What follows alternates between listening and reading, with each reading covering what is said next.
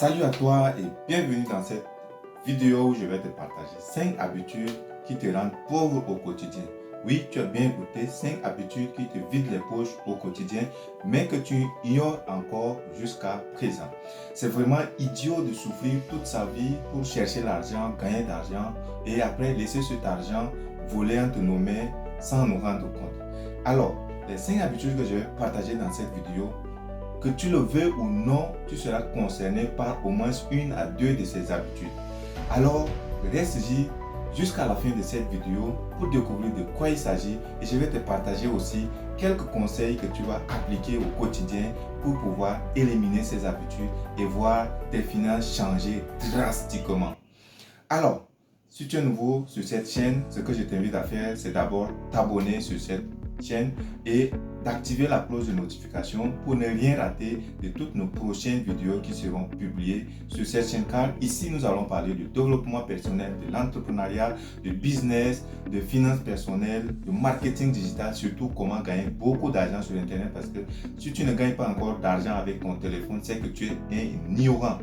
Donc si tu ne veux pas perdre ou bien si tu ne veux pas rater ces contenus, abonne-toi maintenant, active la cloche de notification, car dans les prochains jours à venir, je vais partager avec toi beaucoup de vidéos qui vont t'aider à te lancer sur internet, à occuper une position stratégique qui va te permettre de gagner de l'argent toi aussi sur internet. Mais aussi, si tu me découvres à travers cette vidéo, pour la première fois, moi c'est Madinguebay Alatese Marcus. Je suis un entrepreneur, ingénieur de formation en génie électrique et consultant en énergie solaire. Donc, si tu as des projets en énergie solaire, n'hésite pas à me contacter dans les adresses que je vais laisser en description de cette vidéo. Je suis un conférencier et formateur. Je forme les jeunes dans le domaine de l'énergie électrique, dans le domaine d'installation solaire, dans le domaine de marketing digital, bref, beaucoup d'autres domaines dont tu seras peut-être concerné un jour et tu vas me contacter pour cela. Alors, revenons dans le vif de notre sujet. La première habitude qui te vide les poches, c'est de manger dehors. Oui, tu es étudiant, tu es fonctionnaire, qui que tu sois. Si tu as l'habitude de toujours manger dans les restaurants, toujours manger dans les cafétérias dehors, sache que cette habitude te rend pauvre. Si tu as l'habitude de voir au bord de route un repas qui est exposé et tu pars payer, manger au quotidien, sache que cette habitude te rend pauvre, parce que le fait de dépenser d'argent comme ça d'une manière imprévue ou bien d'une manière inattendue te vide les poches sans te rendre compte.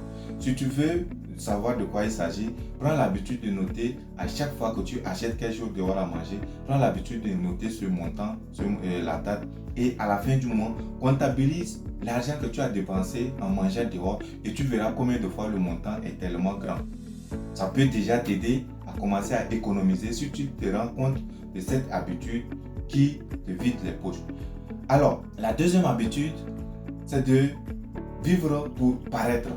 Oui, le plus souvent, les gens veulent impressionner les autres avec tout ce qui est nouveauté, tout ce qui est luxe. Pourtant, ils sont pauvres. Tu vas voir qu'il n'y a que les pauvres qui veulent acheter les habits de luxe, qui veulent acheter en tout cas tout ce qui est luxe pour impressionner les autres. Les riches n'agissent jamais comme ça. Un riche, tu vas le voir toujours, il est simple dans son habillement, il est décent, il porte les trucs moins chers, il porte un téléphone qui est à la hauteur de son niveau. Mais nous les jeunes, on veut toujours impressionner les autres. Tu vas voir un jeune étudiant, il va porter un iPhone 15, un iPhone, je ne sais pas, je n'utilise pas ça donc je ne connais pas les catégories, iPhone 12, iPhone 11, juste pour impressionner les gens qui n'est pas n'importe qui, que lui aussi, il est de la classe de ceux qui utilisent iPhone. Alors que tu vas voir que par moment, il n'aura même pas d'argent pour mettre du crédit dans ce téléphone pour appeler. Il n'aura même pas d'argent pour souscrire le forfait pour se connecter. Parce que iPhone, qui dit iPhone, consomme beaucoup de forfaits. Ça, pour ceux qui l'utilisent connaissent bien. Et si tu n'as pas de moyens, pourquoi aller chercher à acheter ça pour impressionner les autres que toi aussi tu as iPhone? Achète juste un téléphone qui est à ton niveau, qui est à ta portée, et comme ça, tu pourras économiser cet argent pour bien d'autres choses qui pourront t'aider dans l'avenir.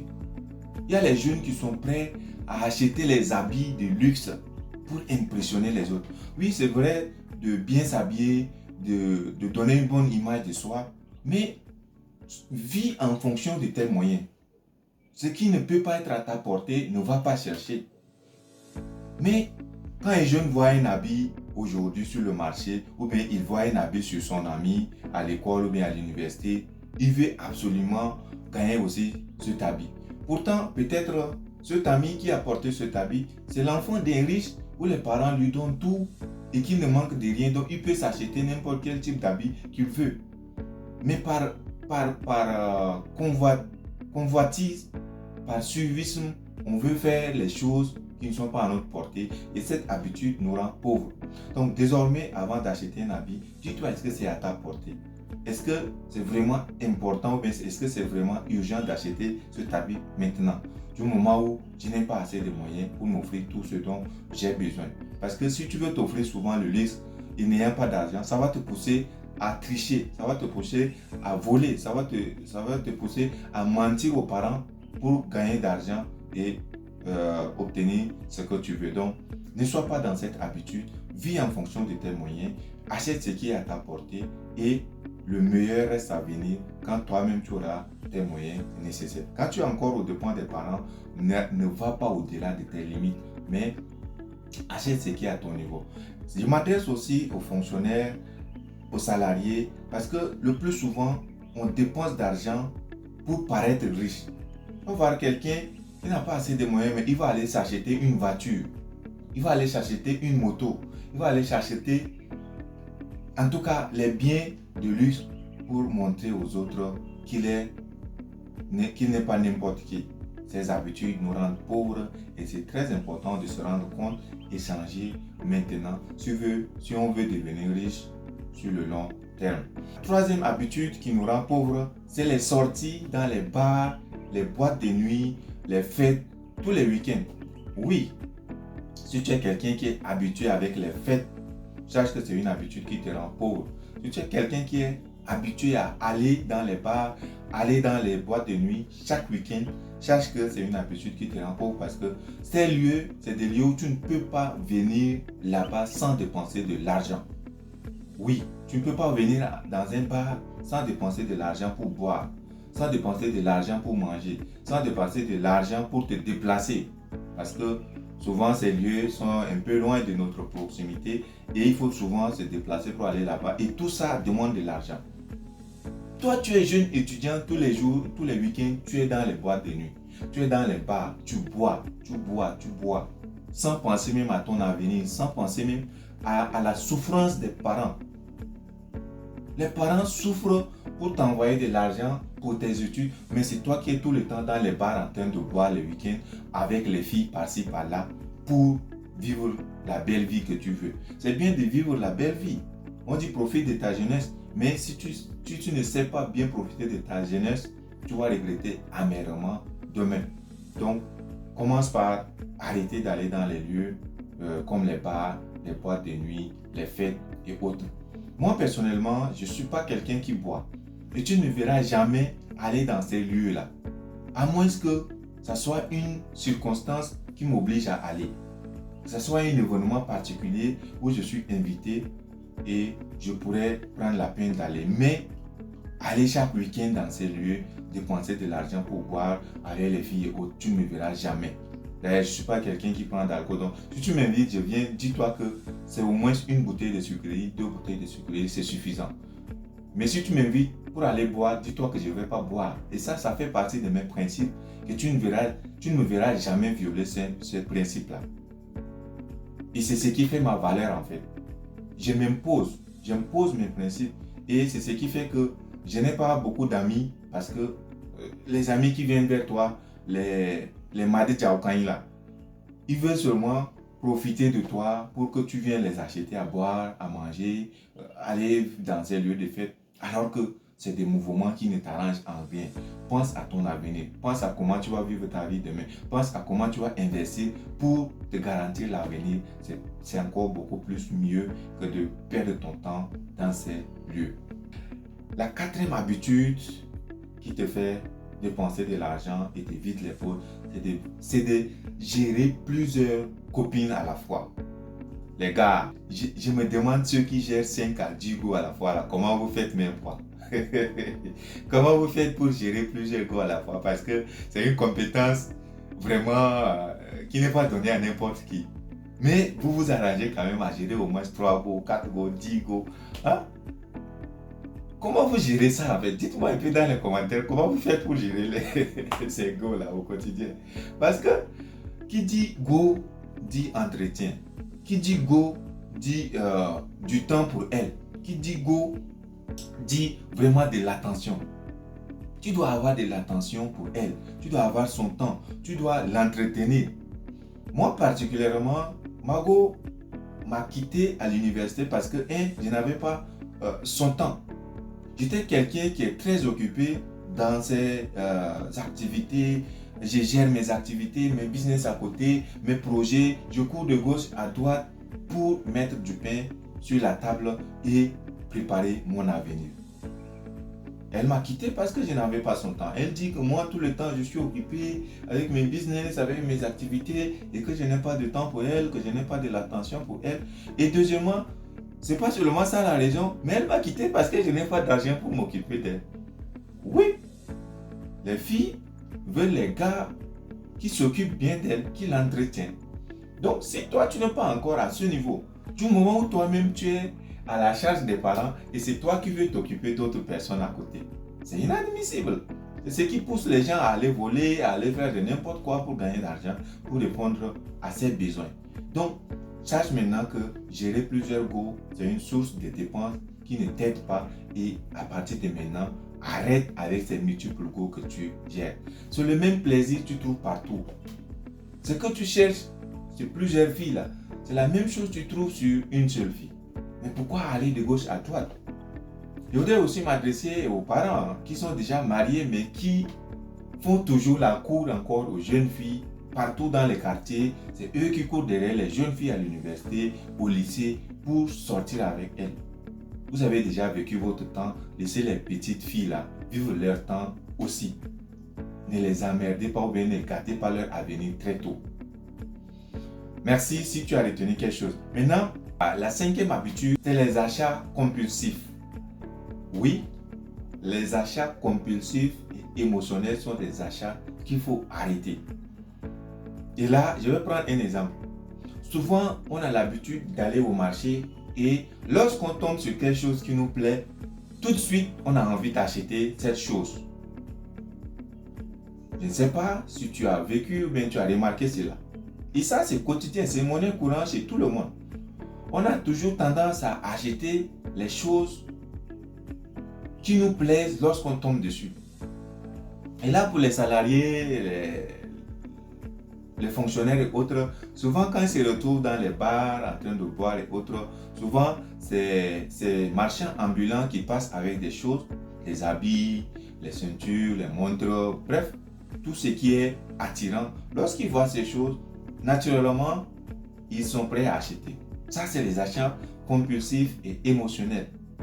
Ces genres d'achats, si tu ne fais pas attention, si tu ne prends pas l'habitude de les contrôler, ça va être très grave pour toi parce que tu vas te retrouver les poches vides. Donc, contrôle tes habitudes financières, contrôle tes dépenses, contrôle tes achats compulsifs. Quand tu te fais face à quelque chose que tu veux acheter, dis-toi, est-ce que c'est vraiment urgent? Attends au moins 2 mois. Si la chose reste encore urgente pour toi, tu peux acheter cette chose. Mais si après 2 mois, tu ne ressens plus le désir de cette chose, tu ne ressens plus le besoin de cette chose, sache que c'est un achat compulsif qui ne t'aide pas et c'est très important d'arrêter cela. Maintenant, la 6e habitude qui est comme bonus que je vais ajouter, c'est les dettes et les achats à crédit. Oui, souvent, quand on n'a pas d'argent, on vient chez le boutiquier à côté, on prend les dettes ou bien on achète quelque chose à crédit et puis on va payer par tranche et puis voilà. Ces habitudes, c'est des habitudes qui vont te vider les poches et te ronger au quotidien si cela devient une routine, si cela devient ton quotidien.